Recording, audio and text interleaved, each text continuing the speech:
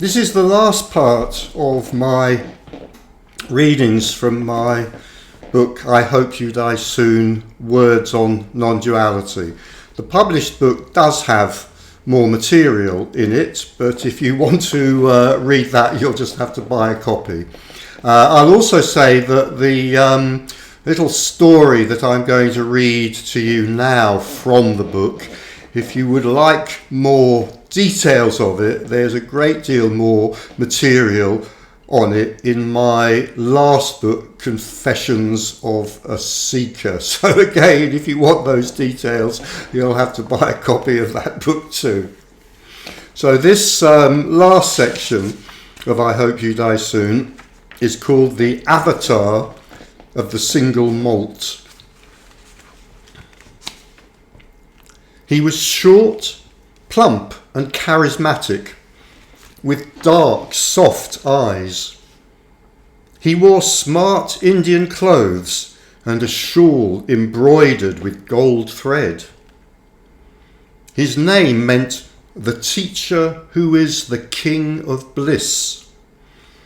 To his devotees, he was not just a guru, he was the avatar of this age. He had been Krishna, Buddha, and Jesus. At least 4 other teachers claimed to be the one and only avatar at this time, but his devotees scoffed at them. They knew that theirs was the one. Then the shit hit the fan. The guru, it appeared, had seduced 3 different women, all high up in his organisation, by telling each of them, I am the reborn Jesus and you are the reborn Mary Magdalene. 2000 years ago we were lovers. Now it is time for us to be lovers again. As a line for the seduction of the credulous, it is hard to beat. Each woman in turn had believed him and followed him to his bed. One day, the 3 Mary Magdalenes discovered that each of them was not unique. The game was up. They felt seduced, traduced, and scorned. Outraged, they decided to expose everything. A hasty meeting was urgently convened.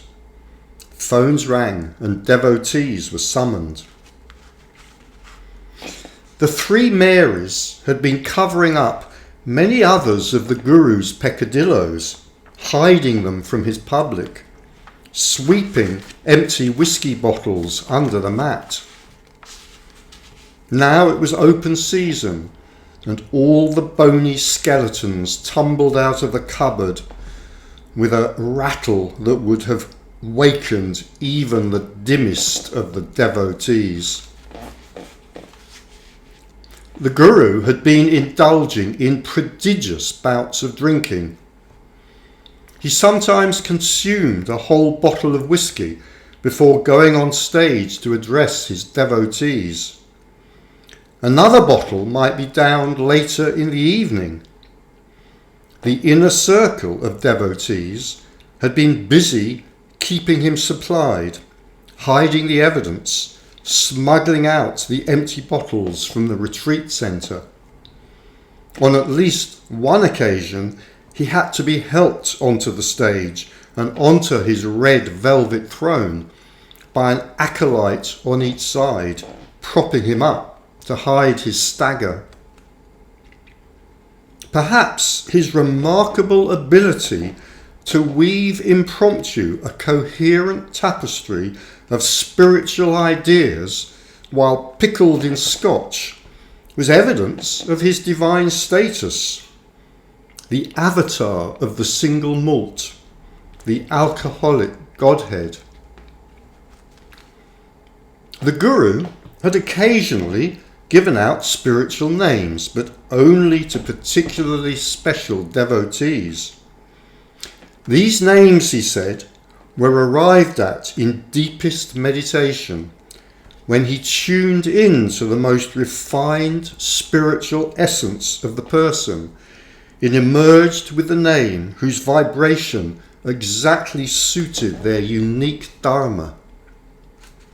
Then someone noticed that these were the names of the houses that the Guru passed in an Indian quarter of Cape Town as he drove from his house to his office each day. He had been enormously profligate with money, spending lavishly on himself. There were even accusations that he had been seen beating his wife and her daughter. Why had his acolytes kept all this to themselves? By the time they had realised what they had got themselves into, they were too far steeped in blood to draw back. They had given up careers, lovers, homes to follow this man. They had devoted oceans of energy to what they believed was the divine plan. In this way, the Guru gave at least some of his devoted followers the gift of inoculation against gurus forever. There is a place for charismatic charlatans.